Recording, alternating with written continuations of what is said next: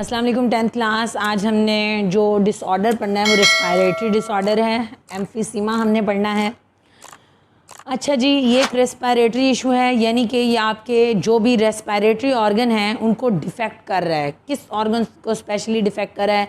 Main respiratory organ lungs को defect कर रहा है। देखें इसके अंदर क्या होता है कि एयर सैक्स डिस्ट्रक्ट हो जाती हैं, टूट जाती हैं, तबाह हो जाती हैं, इसमें तबाही आ जाती है, चेंज आ जाता है। एयर सैक्स क्या हैं? एयर सैक्स एल्वियोलाई हैं। एल्वियोलाई मैंने आपको बताया था कि लंग्स के अंदर छोटी छोटी बलून लाइक स्ट्रक्चर्स होती हैं जिन्हें एल्वियोलाई कहते हैं। एल्वियोलाई कैसे डिस्ट्रक्ट होती है मैं अभी आपको बताऊंगी। इसमें एल्वियोलाई का साइज़ बड़ा हो जाता है, नॉर्मल से साइज़ जो होता है वो बड़ा हो जाता है, यानी लार्ज हो जाता है। इलास्टिसिटी खो देते हैं। ये बारी बारी पॉइंट्स आपको समझाऊंगी। डिफ़िकल्टी इन एक्सेलेशन, ये एक ऐसी डिज़ीज़ है जिसकी प्रॉपर डेफिनेशन ये है कि इसमें एयर सैक्स डिस्ट्रक्ट हो जाती हैं, एल्वियोलाई का साइज़ बड़ा हो जाता है, इलास्टिसिटी खो दी जाती है और एक्सहेल करने में यानी एयर को बाहर निकालने में दिक्कत महसूस होती है। देखें जी, आपको मैं यहाँ पर एक सिंपल बात बताती हूँ कि सपोज़ ये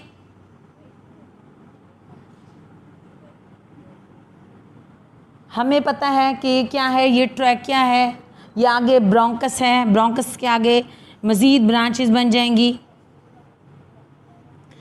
ये ब्रांचेस आगे मज़ीद डिवाइड हो जाएंगी। इनके एंड में यहाँ पर इस तरह के स्ट्रक्चर मौजूद होता है।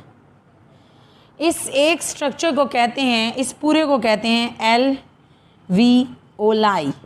लेकिन ये जो एक फोल्ड है, इस एक फोल्ड को कहते हैं एल्वियोलस। इसको क्या कहते हैं? एल्वियोलस।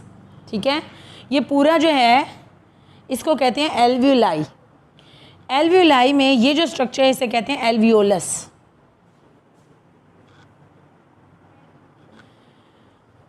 होता क्या है इस डिज़ीज़ में? होता क्या है कि सपोज करें, ये मैं एक स्ट्रक्चर एल्वियोलस को जूम करके आपको दिखाती हूँ। सपोज करें ये एक नॉर्मल एल्वियोलस है, ठीक है, ये एक नॉर्मल एल्वियोलस है। इसके अंदर जब इसने इनहेल करनी है, ऑक्सीजन अंदर लेके जानी है, तो ये क्या करता है? इनहेल करने के लिए क्या करता है? ये अपने साइज़ को बढ़ाता है। ये साइज़ कैसे बढ़ाएगा कि ये इसका नॉर्मल साइज़ है, ये नॉर्मल साइज़ से इतना साइज़ करेगा। ये कैसे करेगा? ये यहाँ से एनर्जी लगाएगा, एटीपी लगाएगा और एक्टिव ट्रांसपोर्ट के ज़रिए से यहाँ पर क्या करेगा?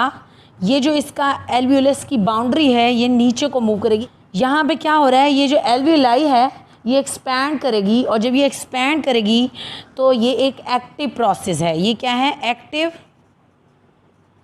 प्रोसेस, यानी ऐसा प्रोसेस जिसमें एनर्जी लगती है, एटीपी लगते हैं। एनर्जी लगा के ये अपना साइज़ तो बड़ा कर लेती है, लेकिन जब ये एयर बाहर जाने का मरहला होता है, यानी जब एक्सहेलेशन होनी होती है, तो क्या होता है कि सपोज करें अब एयर बाहर जा रही है, ठीक है, लेट्स सपोज के जो बाहर जा रही है उसमें कार्बन डाइऑक्साइड की कंसंट्रेशन ज़्यादा है। जब एयर बाहर जा रही होती है तो लंग्स क्या करते हैं? नॉर्मल पोजीशन की तरफ वापस आने की कोशिश करते हैं, लेकिन ये एक पैसिव प्रोसेस है। ये एक पैसिव प्रोसेस है। पैसिव प्रोसेस से क्या मुराद है? इसमें एनर्जी नहीं लगती। तो फिर क्या होता है? यहाँ पर स्पेशल किस्म के बैंड्स मौजूद होते हैं जिन्हें हम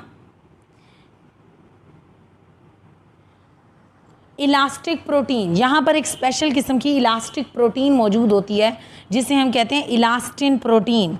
क्या कहते हैं हम इसे? Elastin protein. ये इलास्टिन प्रोटीन इसमें लचक पैदा कर देती है जिसकी वजह से ये जो एल्वियोलस है ये वापस आता है। देखें मैं आपको दोबारा समझाती हूँ, ज़रा गौर से देखिएगा कि ये एल्वियोलाई है, ये एल्वियोलाई का एक पोर्शन मैंने एल्वियोलस कहा, एक उभार। उस एक उभार को मैं यहाँ पर दिखाती हूँ, ठीक है। ये समझें आपके पास एक एल्वियोलस है, ये इसका नॉर्मल साइज़ है। जब एयर ने अंदर जाना होता है तो ये क्या करते हैं, ये एक्सपैंड करते हैं, अपना साइज़ बढ़ाते हैं। ये साइज़ बढ़ाते हैं तो ये अपना साइज़ कैसे बढ़ाते हैं, एक्टिव प्रोसेस के ज़रिए से, यानी एनर्जी लगा के अपना साइज़ यहाँ तक ले आते हैं, ठीक है। जब ये अपना साइज़ यहाँ तक ले आते हैं तो इसमें एनर्जी लगती है, ये नॉर्मल प्रोसेस है। लेकिन जब एक्सहेलेशन होनी होती है, यानी कार्बन डाइऑक्साइड ने बाहर निकलना होता है, तो ये एक पैसिव प्रोसेस है, यानी इसमें एनर्जी नहीं लगानी, इसमें एनर्जी नहीं लगती। तो फिर इसमें कैसे ये वापस अपनी नॉर्मल पोजीशन की तरफ मूव करते हैं। होता क्या है कि यहाँ पर एक स्पेशल प्रोटीन होती है, उसे कहते हैं इलास्टिन प्रोटीन। इलास्टिन प्रोटीन जो होती है उसमें इलास्टिसिटी जमा हो जाती है, लचक जमा हो जाती है। देखें, आपने फिज़िक्स के अंदर पढ़ा होगा कि जब कोई चीज़ अपनी एक्सट्रीम पोजीशन से हाई पोजीशन की तरफ जाती है तो वो वापस किसकी वजह से आती है, फिज़िक्स में पढ़ा, इनर्शिया की वजह से। इसी तरह ये वापस किस वजह से आएगी, इसने वापस जाना है एक्सेलेशन के लिए, लेकिन इसको वापस जाने में यहाँ पर कौन सी चीज़ मदद करी है, इलास्टिन प्रोटीन, जिन्होंने अपने अंदर पोटेंशियल एनर्जी स्टोर की हुई है, एनर्जी स्टोर है। जिस तरह एक स्प्रिंग जो होता है, जब उसे प्रेस करते हैं और छोड़ते हैं, जब प्रेस करते हैं तो एनर्जी लगाते हैं, जब छोड़ते हैं तो कोई एनर्जी नहीं लगाते। इसी तरह जब ये एक्सपैंड होता है तो इसमें एनर्जी लगती है, लेकिन जब ये वापस अपनी पोजीशन पे जाएगा उसमें एनर्जी नहीं लगेगी, लेकिन काम कौन करेगा, इलास्टिन प्रोटीन इसे वापस जाने में मदद करेंगी। ये नॉर्मल आपके एल्वियोलस में हो रहा होता है। लेकिन एम्फीसीमा के अंदर केस में क्या होगा, एम्फीसीमा के केस के अंदर इलास्टिन प्रोटीन जो होती हैं वो डिस्टर्ब हो जाती हैं, टूट जाती हैं, ख़त्म हो जाती हैं, कम हो जाती हैं, जिसकी वजह से क्या होता है कि इसका साइज़ बड़ा ही रह जाता है, नॉर्मल से थोड़ा सा बड़ा रह जाता है, ठीक है। मैं आपको यहाँ पे दिखाती हूँ।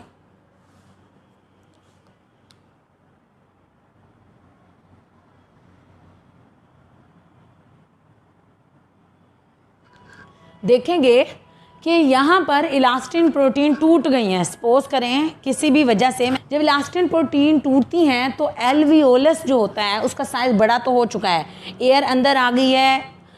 ये जो एल्वियोलस है इसने प्रेशर लगा के या एक्टिव प्रोसेस के ज़रिए से या एटीपी लगा के खुद का साइज़ बड़ा तो कर लिया है, लेकिन छोटा करने के लिए यानी एक्सहेल करने के लिए, एयर को बाहर निकालने के लिए उन्हें इलास्टिन प्रोटीन चाहिए। अब यहाँ इलास्टिन प्रोटीन नहीं है, जिसकी वजह से इसकी लचक ख़त्म हो गई है। ये इसने यहाँ तक का फासला कवर करना था, इसने नॉर्मल यहाँ तक अपने साइज़ को वापस लेके जाना था, लेकिन ये सिर्फ यहाँ तक अपने साइज़ को वापस लेके जाएगा क्योंकि इलास्टिन प्रोटीन टूट गई हैं। इसकी वजह से क्या होगा, बहुत सारी एयर लंग्स के अंदर रह जाएगी, ठीक है। एयर के अंदर बहुत सारी, लंग्स के अंदर बहुत सारी एयर ट्रैप होकर रह जाएगी। कार्बन डाइऑक्साइड वाली एयर जो है वो ट्रैप हो जाएगी। यहाँ पर क्या हो रहा है, एयर ट्रैप हो जाएगी, एयर अंदर फंस जाएगी। जब पहले से मौजूद एयर बाहर नहीं जाएगी तो बाहर वाली एयर का अंदर आना भी मुश्किल हो जाएगा। तो ऐसे लोगों को पिंक पफर्स कहा जाता है। ऐसे पेशेंट्स को जिनको एम्फीसीमा की डिजीज़ हो जाती है उन्हें पिंक पफर्स कहा जाता है। कहते हैं कि इसकी सिम्टम्स शो होने से पहले 50 से 70% डिस्ट्रक्शन हो चुकी होती है।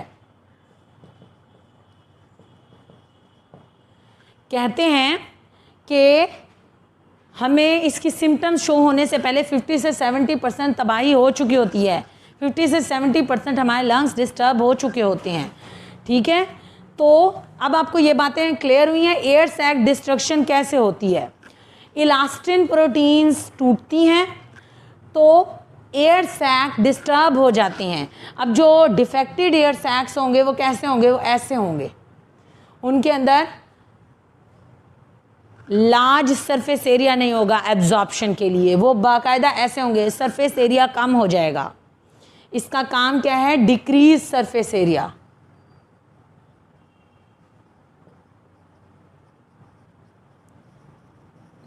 ये एरिया को भी कम कर देती है डिजीज़।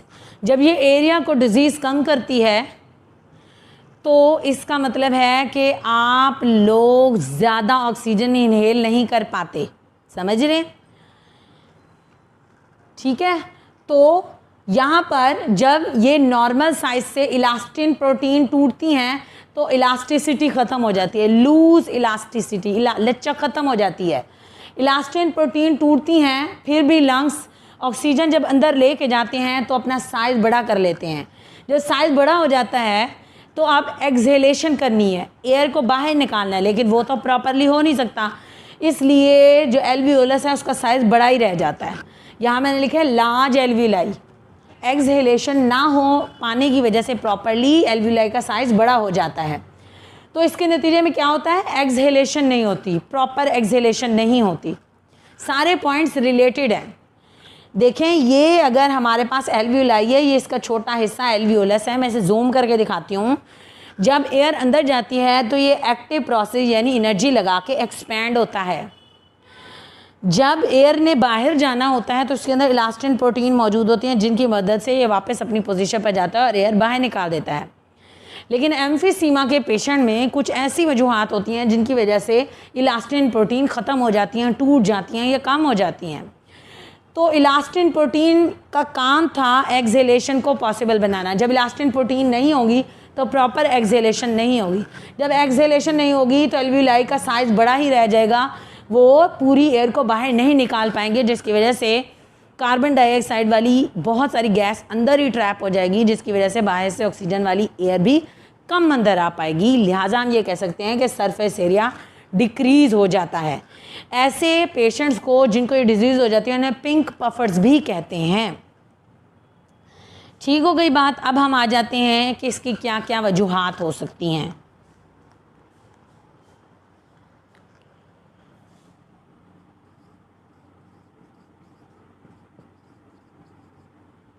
इसकी काजेज़ क्या क्या हैं।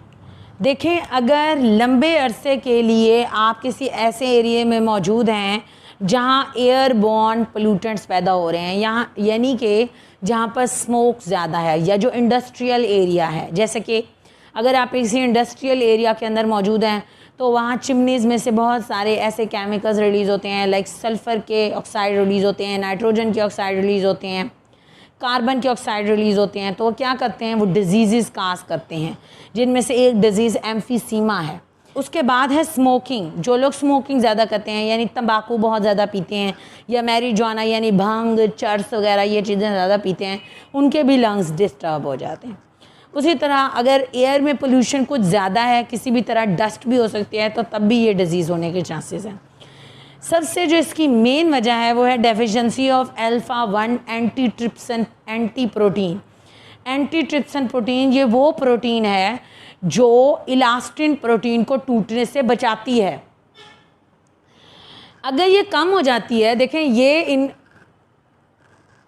यहाँ पे देखें, ये इलास्टिन प्रोटीन है, इसकी वजह से, इसके टूटने की वजह से ये डिज़ीज़ होती है। तो ये जो ट्रिप्सिन है, एंटी ट्रिप्सिन जो है, ये इसको टूटने नहीं देता, लेकिन अगर किसी वजह से आपकी बॉडी में इसकी कमी हो जाए तो ये बीमारी हो जाती है। ठीक है, अब हम देखेंगे कि इसकी सिम्टम्स क्या हैं, कैसे पता चलेगा कि किसी बंदे को जो है वो एम्फीसीमा की डिज़ीज़ हो चुकी है। सबसे पहले आपको कफिंग महसूस होगी, स्नीजिंग, आप बार बार खांसने लगेंगे, आप छींकने लगेंगे, आपको सांस लेते हुए ऐसा महसूस होगा कि जैसे आपको किसी ने जकड़ा हुआ है, शॉर्टनेस ऑफ ब्रेथ, दिक्कत होती है सांस लेने में, वेट लॉस होना अचानक स्टार्ट हो जाएगा, या आपके चेस्ट टाइटनेस, मैंने आपको बताया ना कि चेस्ट पेन होती है, चेस्ट टाइटनेस होती है, चेस्ट ऐसा लगता है किसी ने आपको जकड़ा हुआ है। तो ये इसके सिम्टम्स हैं। प्रिवेंशन, हम इससे कैसे बच सकते हैं, ये इसका ट्रीटमेंट क्या है। ये एक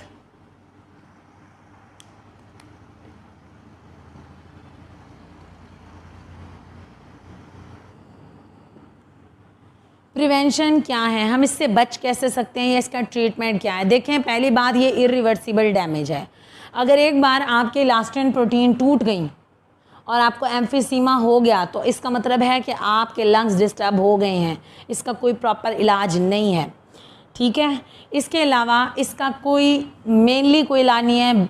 ये तरीका हो सकता है कि आप मेडिटेशन में जाएं, योगा करें, ऑक्सीजन थेरापी कहते हैं, मतलब ज़्यादा से ज़्यादा ऑक्सीजन इनटेक करें, रिलैक्सिंग कंडीशंस में जाएं, हेल्दी रूटीन रखें, अच्छी फूड डाइट प्लान अच्छा रखें, तो आप अगर आपको ये डिस्ट्रक्शन होने लगी है तो आप इसको रोक सकते हैं या बेहतर बना सकते हैं, इम्प्रूवमेंट ला सकते हैं, लेकिन इसकी कोई मेडिकेशन नहीं है। ठीक है।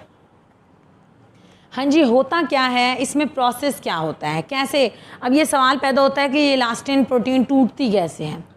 देखिए, कोई भी स्मोक है, एयर पोल्यूशन है, अगर वो मुस्तकिल तौर पर आपके इन्वायरमेंट का हिस्सा हैं तो वो क्या करेगा, उससे आपके जो इम्यून सिस्टम के जो सेल्स हैं, इम्यून सेल्स हैं, जो क़ुव्वत मुदाफ़ियत वाले सेल्स हैं,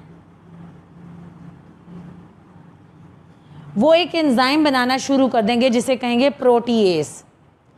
प्रोटीएस जो है वो प्रोटीन ईटर एंजाइम है, प्रोटीन को खाने वाला। ये क्या है, प्रोटीएस क्या है, एंजाइम है, और ये क्या है, ये प्रोटीन ईटर है, प्रोटीन खाता है, इलास्टिन प्रोटीन है, ये इसको खाने लग जाएगा।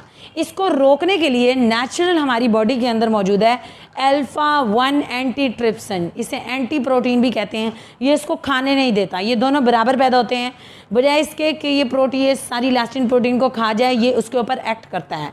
लेकिन इन केस ऑफ कि अगर वहाँ पर एयरबॉर्न प्लूटेंट्स हैं या वहाँ पर किसी किस्म का तंबाकू है और मुसलसल आप इन चीज़ों का शिकार हो रहे हैं, मुसलसल आप एक ऐसे इन्वायरमेंट में रह रहे हैं जहाँ पर ये सारी चीज़ें मौजूद हैं, मुसलसल पोल्यूशन का शिकार हैं, तो वहाँ पर क्या होता है, आपके इम्यून सेल जो होते हैं वो प्रोटीएस ज़्यादा बनाने लग जाते हैं, उनके अंदर जेनेटिक म्यूटेशन आ जाती है, चेंज आ जाता है, वो प्रोटीएस की तादाद ज़्यादा बनाने लग जाते हैं। एंटीट्रिप्सिन कम होता है, प्रोटीएस ज़्यादा होता है, तो एंटीट्रिप्सिन कम हो जाता है तो प्रोटीएस ज़्यादा होने की सूरत में ये इलास्टिन प्रोटीन को खाना शुरू कर देते हैं।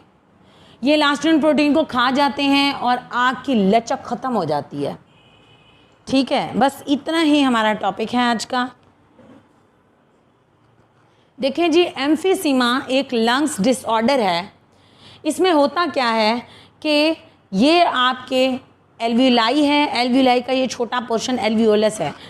एक एल्वियोलस जब इनहेल करता है, एयर को अंदर लेके जाता है, तो वो अपने आप को एक्सपैंड करता है, फैलाता है। इसके लिए वो एटीपी लगाता है, एक्टिव प्रोसेस है, ये एनर्जी लगाता है।